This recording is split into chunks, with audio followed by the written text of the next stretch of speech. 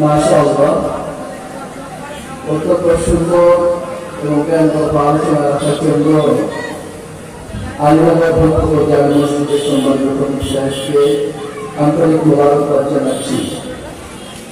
সাথে সাথে আমি সকলের দৃষ্টি আকর্ষণ করছি, আপনারা যারা এদিক সেদিক ঘোরাফেরা করছেন, এদিক সেদিক ঘোরাফেরা না করে আপনারা কাছের কোরআন মাহফিলের প্যান্ডেলে উপস্থিত হয়ে যান। আল্লাহ পাক রব্বুল আলামিন চাইতো এই তাফসীরুল কোরআন মাহফিল আপনার আমার জন্য নাজাতের ওসিলা হতে পারে। আলহামদুলিল্লাহ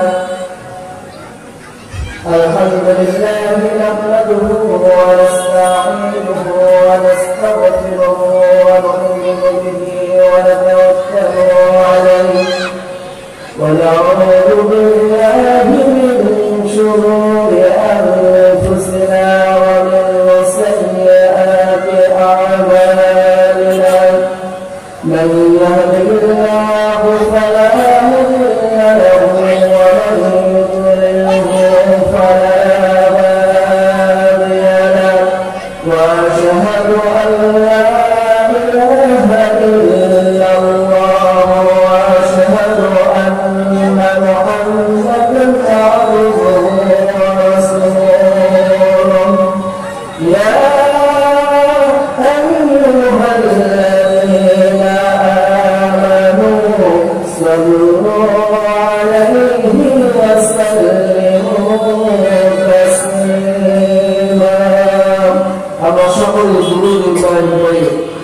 اللهم صل على محمد وعلى آل محمد كما صليت على إبراهيم وعلى آل إبراهيم إنك حميد مجيد. اللهم بارك على محمد وعلى آل محمد كما باركت على إبراهيم وعلى آل إبراهيم إنك حميد مجيد. وقال الله تعالى في كلامه المجيد والفرقان الحميد يا أيها الذين آمنوا كتب عليكم الصيام كما كتب على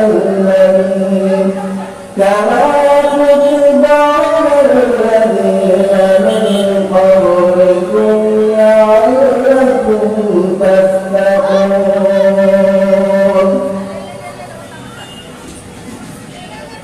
من صبر وقال إيمانا واحتسبا غفر له ما تقدم من ذنبه. وعن أبي هريرة رضي الله تعالى عنه قال قال رسول الله صلى الله عليه وسلم الصلاة الخمس والجمعة إلى الجمعة والرمضان إلى رمضان مغفرة بينهن لتستوعب القبائل.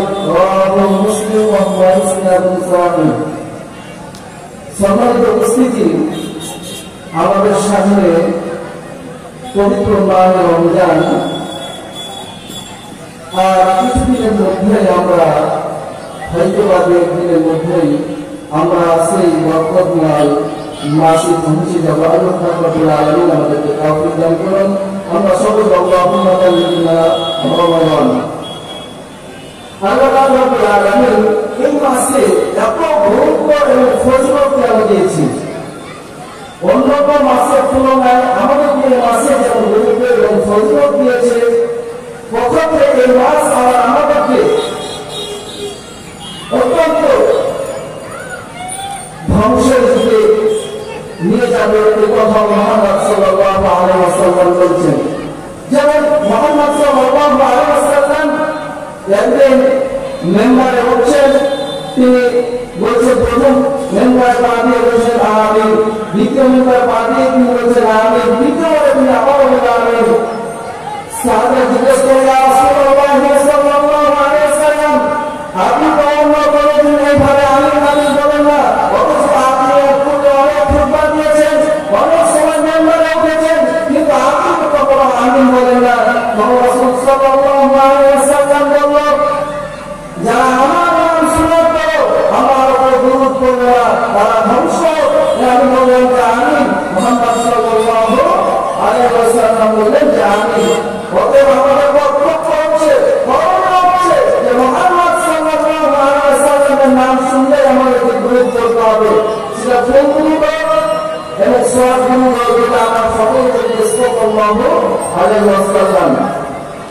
তিনি বলছিলেন যারা রমাদান মাস পাওয়ার পরে তার পূর্বের গুনাহটা মাফ করতে পারল না, তার জীবন ধ্বংস হয়ে যায়, অর্থাৎ সে বরবাদ হয়ে যায়, সে হতভাগ্য যে তার আমল রমাদান মাস পাওয়ার পরে সে তার গুনাহকে মাফ করে নিতে পারল না। এই জন্য রমাদান মাস আসলে আমাদের ইবাদতের পথে আরো বেড়ে যায়। রমাদান মাস আসলে যে আমরা ইবাদত করি পথে আরো বেড়ে যায়, সেটা কোরআন সুন্নাহ বহির্ভূত হতে পারে। যেমন তারাবি আমরা বলি তারাবি কিন্তু আসলে তারাবি নয়। রাসূল সাল্লাল্লাহু আলাইহি ওয়াসাল্লাম বলেছেন মান কামা রমাদানা ঈমানান ওয়া ইহতিসাবান নাফাহু মা তাকাদ্দামা মিন যামবি, যে ব্যক্তি ঈমানের সাথে সওয়াবের আশায় তারাবির সালাত আদায় করলো, গুফিরা লাহু মা তাকাদ্দামা মিন যামবিহি, তার পূর্বের সমস্ত গুনাহ মাফ করে দেওয়া হয়। এবং মুহাম্মদ সাল্লাল্লাহু আলাইহি ওয়াসাল্লাম বলেছেন। কিন্তু দুর্ভাগ্যজনক সত্যতা যে আমাদের সমাজে আজকে যে দাবি আমরা করি সেটা মুহাম্মদ সাল্লাল্লাহু আলাইহি ওয়াসাল্লামের মুখের মধ্যে হয় না। তবে আল্লাহ রাব্বুল আলামিন বলেন ফাওয়াইলুল লিল মুসাল্লিন, ওই সমস্ত নামাজীদের জন্য দুর্ভোগ, তারা নামাজ পড়ার পরেও যদি আমাদের হতাশা হতে হয়, নামাজ পড়ার জন্য পরেও যদি আমাদেরকে ধ্বংস হতে হয়, তাহলে যারা আমরা নামাজ পড়ি না, যারা আমরা সালাত পড়ি না, তাদের কি অবস্থা হতে পারে? আপনি কোন সিলেবাসের মধ্যে পড়েন না। দেখেন রাসূল সাল্লাল্লাহু আলাইহি ওয়াসাল্লামকে যে মর্যাদা আল্লাহ রাব্বুল আলামিন দিয়েছেন, তার মধ্যে অন্যতম প্রধান মর্যাদা হচ্ছে কোরআন কারীম, যেটা আমাদের সংবিধান, মুসলমানদের সংবিধান। এখানে আল্লাহ রাব্বুল আলামিন বলেছেন যে ফাওয়াইলুল লিল মুসাল্লিন, ওই সমস্ত নামাজীদের জন্য দুর্ভোগ যারা আল্লাযীনা হুম আন সালাতিহিম সাহুন, যারা তাদের নামাজ সম্পর্কে গাফিল, যারা তাদের নামাজ সম্পর্কে উদাসীন, নামাজে খুশি খুশি যারা রাখে না। অথচ আমরা এই সময়তে নামাজ পড়ি, রমাদান মাস আসলে আমাদের নামাজের স্পিড বেড়ে যায়। এই সময় আমাদের আপনাদের বাঁচাতে পারবে না কিয়ামতের ময়দানে। তাবারানে আসাদের মধ্যে আরো সমস্যা এক নম্বর হবে রাসূল সাল্লাল্লাহু আলাইহি ওয়াসাল্লাম বলেছেন আউয়াল মা ইয়াসাবুল্লাহু বিল কিয়ামাতিস সালাত ফায়ুসালাত সালাতু শাআনু আলাইহি ওয়া ইয়াফসালাত মাসালাসানু আলাইহি। আল্লাহ রাব্বুল আলামিন কিয়ামতের ময়দানে আল্লাহ রাব্বুল আলামিন বান্দার সর্বপ্রথম যে হিসাব দিবেন সেটা হচ্ছে সালাত। আউয়াল মা ইয়াসাবু বিল কিয়ামাতিস সালাত, সর্বপ্রথম আমার আপনার সালাতের হিসাব নেওয়া হবে, আমার আপনার সালাত নামাজের হিসাব নেওয়া হবে। যদি আমার আপনার সালাত আল্লাহ রাব্বুল আলামিনের কাছে গ্রহণ হয়ে যায়, আমার সকল ইবাদতগুলো, আমার সকল ভালো আমলগুলো সেই দিন আল্লাহ রাব্বুল আলামিনের কাছে গ্রহণ হবে, কবুল হয়ে যাবে, অ্যাকসেপ্ট হয়ে যাবে। আর যদি কোনো কারণে আমার নামাজটা পুষ্পচিত্ত হয়ে যায়, আমার নামাজটা নিষ্ঠেপ হয়ে যায়, আমার সালাতটা আল্লাহ রাব্বুল আলামিনের কাছে গ্রহণযোগ্য না হয়, তাহলে আমার আপনার সকল ভালো ইবাদতগুলো সেই দিন প্রশ্নচিত্ত হয়ে যাবে। অতএব আমাদের আপনাদের এই সালাত মনোযোগ সহকারে করতে হবে। যা আল্লাহ রাব্বুল আলামিন বলছেন যে ইন্না সালাতা তানহা আনিল ফাহশাই ওয়াল মুনকার, আল্লাহ বলছেন অথচ আমার জীবনে আমার বয়স 50 বছর হয়ে যাচ্ছে, 60 বছর হয়ে যাচ্ছে, 70 বছর হয়ে যাচ্ছে, আমার সালাত আমাকে মিথ্যা কথা বলা থেকে বিরত রাখতে পারে না, আমার সালাত আমাকে আমার প্রতিবেশীকে কষ্ট না দিতে বিরত রাখতে পারে না, আমার সালাত আমার ঘরের জন্য বন্ধনে স্বচ্ছতা রাখতে বাধা দিতে পারে না। অতএব আমার সালাতটা আমাকে বুঝে নিতে হবে। এই জন্য রমাদান মাস আসছে, ইবাদতের মাস, আমাদের ইবাদতগুলো করতে হবে কোরআনের সুন্নাহ অনুযায়ী। এই মাসের গুরুত্ব এবং ফজিলত এত বেশি হওয়ার মূল কারণ হচ্ছে আল্লাহ পাক রব্বুল আলামিন বলেন যে শাহরুর রমাদান আল্লাযী উনজিলা ফীহিল কুরআন, রমাদান মাস এমন একটি মাস যে মাসে আমি আল্লাহ পাক রব্বুল আলামিন কোরআন মাজিদকে নাযিল করেছি। অতএব কোরআন মাজিদ নাযিলের মাসে, কোরআন মাজিদ অবতীর্ণ হওয়ার মাসে আমরা যারা কোরআন মাজিদ জানি না, কোরআন মাজিদ পড়তে চেষ্টা করি না, আমাদের এলাকার যুবকেরা আইনাবাদ স্কুল ফাউন্ডেশন নামে একটি সম্পূর্ণ রাজনৈতিক স্বেচ্ছাসেবী সংগঠন তারা গড়ে তুলেছে। তাদের মূল লক্ষ্য এবং উদ্দেশ্য হচ্ছে কোরআন এবং সুন্নাহর জ্ঞান মানুষের কাছে পৌঁছে দেওয়া, মানুষের চারিপাশে তারা ফ্রি সার্ভিস দিয়ে যাচ্ছে। আসলে আমরা তার নামে আল্লাহর বক্তব্য জানা মসজিদের বাংলায় আমরা বক্তব্য জানা করেছি। আসলে আপনাদের সকল কর্তব্য আহ্বান করেছে আপনার সঙ্গে আসুন, সেখানে কোরআন এবং সুন্নাহর জ্ঞান নিয়ে শিখুন। আমরা বিভিন্ন শিক্ষক নিয়োগ দিয়ে রেখেছি শুধুমাত্র আপনাদেরকে কোরআন এবং সুন্নাহর জ্ঞান উপহার দেওয়ার জন্য।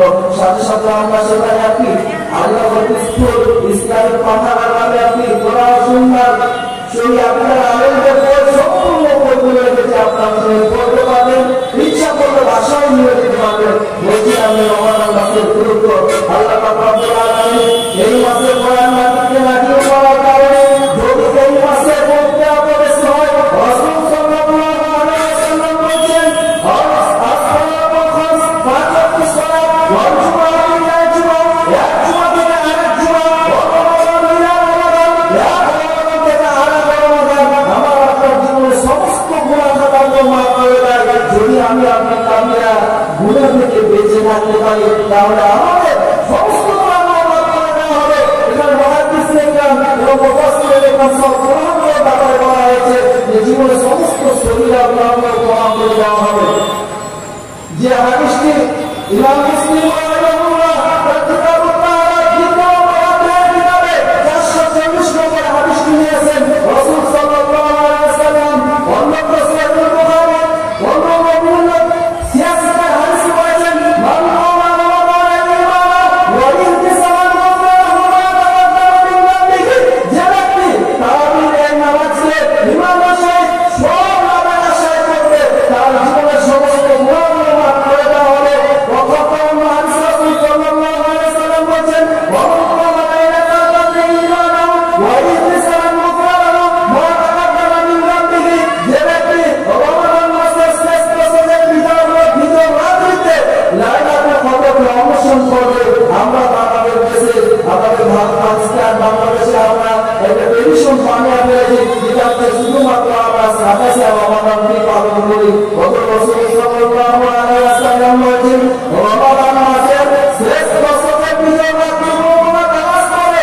এই শেষ দশকের ভিতর রাত্রিগুলোর মধ্যে কোনো একটি রাত্রিতে লাইলাতুল কদর হয়ে যাবে। আর এই লাইলাতুল কদর যদি আমরা ঈমানের সহিত সব নামে আশায় উদযাপন করতে পারি আমাদের বন্ধুদের মাধ্যমে তাহলে আমরা সমস্ত সগীরা গুনাহ মাফ করে দেওয়া হবে। এবং মুহাম্মদ সাল্লাল্লাহু আলাইহি ওয়াসাল্লাম বলেছেন। তৃতীয়ত হচ্ছে আল্লাহ রাসূল সাল্লাল্লাহু আলাইহি ওয়াসাল্লাম বলেছেন মান সামা রমাদান। যে ব্যক্তি ঈমানের সহিত সব নামে আশায় এই রমাদান মাসে সিয়াম রাখবে, যেটা আমাদেরকে আগামী 2 দিনের মধ্যে হয়তো আমরা সেই সিয়ামের চাঁদ দেখতে পাবো। আমরা আল্লাহ পাক রব্বুল আলামিন যেন সেই পর্যন্ত বাঁচায় রাখে এবং কৃষ্ণতা সম্পূর্ণ করার তৌফিক দান করেন। আল্লাহুম্মা আমিন। সম্মানিত উপস্থিতি, বলছিলাম আল্লাহ রাসূল সাল্লাল্লাহু আলাইহি ওয়াসাল্লাম বলেছেন মান সামা রমাদান ঈমানান ওয়া ইহতিসাবান গুফরানাহু মা তাকাদ্দামা মিন যামবিহি। যে ব্যক্তি ঈমানের সহিত সব নামে আশায় রমাদান মাসকে ইবাদত বন্দেগীর মাধ্যমে পালন করবে, আল্লাহ পাক রব্বুল আলামিন তাদের জীবনের সমস্ত গুনাহগুলো মাফ করে দেওয়া হবে। যদিও সেই গুনাহগুলো সগীরা গুনাহ হয় কিন্তু আমার আপনার গুনাহগুলো মাফ করে দেওয়া হবে। রাসূল সাল্লাল্লাহু আলাইহি ওয়াসাল্লাম বলেছেন মান তাওয়াক্কাফা মান তাওয়াক্কা নামাজুল হাদা। যে ব্যক্তি আমার এই বুজুর্গরা ওযু করবে সুম্মা কামা অতঃপর তাহলে সালাত রাকাতাইন 2 রাকাত সালাত করবে। যে সালাতের মধ্যে এক নিষ্ঠুরতা থাকবে মহান আল্লাহ পাক রব্বুল আলামিনের উদ্দেশ্য রাজি খুশি করার জন্য অন্য কোনো মনে কল্পনা আনা হবে না এবং মনোবাসনা জানবে না। আল্লাহ রাসূল সাল্লাল্লাহু আলাইহি ওয়াসাল্লাম বলেছেন তার জীবনের সমস্ত গুনাহ খাতাগুলো মাফ করে দেওয়া হয়। সম্মানিত উপস্থিতি, বলেছিলাম এই কারণে যে রমাদান মাস আসলে আমরা যারা সালাত করি না তারাও যদি সালাত করতে আসি আমরা তখন ওযু করি। এই ওযুটা মুহাম্মদ সাল্লাল্লাহু আলাইহি ওয়াসাল্লামের তরিকা অনুযায়ী করি। যদি হয়ে যায় তাহলে আমরা আপনার জীবনের সমস্ত গুনাহগুলো মাফ করে দেওয়া হবে। যেটা মুহাম্মদ সাল্লাল্লাহু আলাইহি ওয়াসাল্লাম বলেছেন যা বুখারী এবং মুসলিম উভয় হাদিসে আপনি পেয়ে যাবেন। সম্মানিত উপস্থিতি, রাসূল সাল্লাল্লাহু আলাইহি ওয়াসাল্লাম বলেন মান তাওয়াক্কালা নামাজুল হাদা। যে ব্যক্তি আমার এই ওযু করবে তার সমস্ত শরীর থেকে গুনাহ ঝরে যাবে, এমনকি তার হাতের আঙ্গুল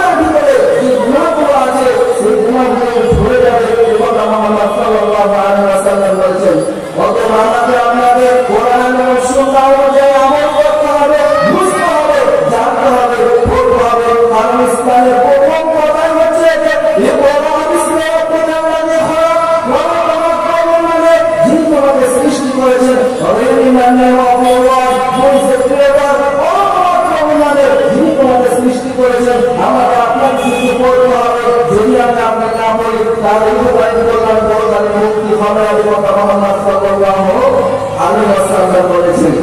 যে হাদিসটি সুনানে আবু দাউদের মধ্যে আছে, রাসূল সাল্লাল্লাহু আলাইহি ওয়াসাল্লাম বলেছেন যে কবরে মানুষকে প্রশ্ন করা হবে যে চারটি, এই প্রশ্নের 4 নম্বর অপশনটা যখন রাসূল সাল্লাল্লাহু আলাইহি ওয়াসাল্লাম বলেছেন, মানুষ যখন প্রশ্নের উত্তর দিয়ে যাবে তখন তাকে বেশটা প্রশ্ন করবে, সেটা হচ্ছে রাসূল সাল্লাল্লাহু আলাইহি ওয়াসাল্লাম বলেছেন হে আল্লাহর বান্দা, ফেরেশতারা বলে তুমি যে উত্তর দিলে